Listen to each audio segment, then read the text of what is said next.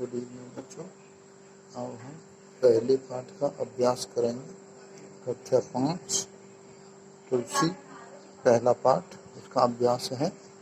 तो देखो अभ्यास में मौखिक और व्यक्ति शुद्ध उच्चारण का अभ्यास कीजिए। तो प्रणाम, यशगान, क्रिसमस, परंपरा और मानवता। ऐसे ही दूसरे में हमारे देश में कौन कौन से प्रमुख धर्मों के लोग रहते हैं। तो यहाँ हिंदू, मुस्लिम, सिख और ईसाई धर्म लोग रहते हैं।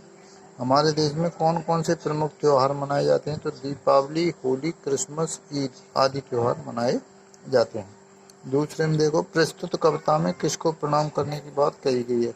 तो हमारे देश को प्रणाम करने की बात कही गई है। दूसरे में देखो भारतवासी किस प्रकार रहते हैं, मिलजुल कर रहते हैं। भारतवासी मिलजुल कर रहते हैं। अन्य देशों द्वारा ठुकराए हुए लोगों को कौन अपनाता है। भारत देश। कौन अपनाता है। भारत देश अपनाता है। भारत देश की 4 प्रमुखता विशेषताएं लिखिए। तो यहाँ सभी लोग मिलजुल कर रहते हैं।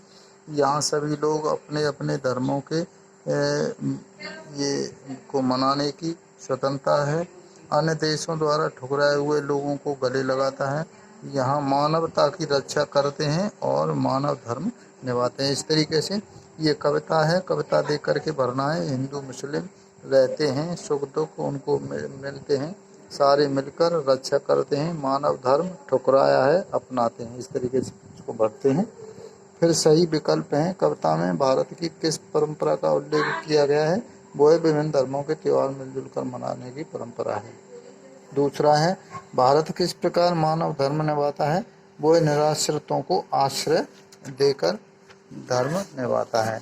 इसी तरह से आगे जब हम चलते हैं तो देखो ये कविता में सुख दुख शब्द युग्म का प्रयोग हुआ है, जो परंपरा में विलोम शब्द का युग्म है। आप ऐसे 5 शब्द लिखेंगे तो लाभ हानि, माता पिता, दिन रात, आकाश आकाश पाताल, छोटा और बड़ा।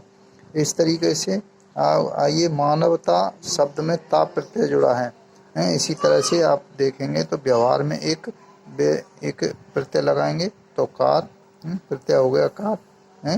व्यवहार एक प्रत्यय हो गया। सम्माननीय ये शब्द बना एक प्रत्यय उचित करना है, इसको मिला करके लिखना है। दार प्रत्यय ये हो गया, ये इसमें आएगा। कार ये हो गया कलाकार। फूलदान फूलदान ये इस तरीके से इनको मिलाना है, केवल मिलान करना है सही से।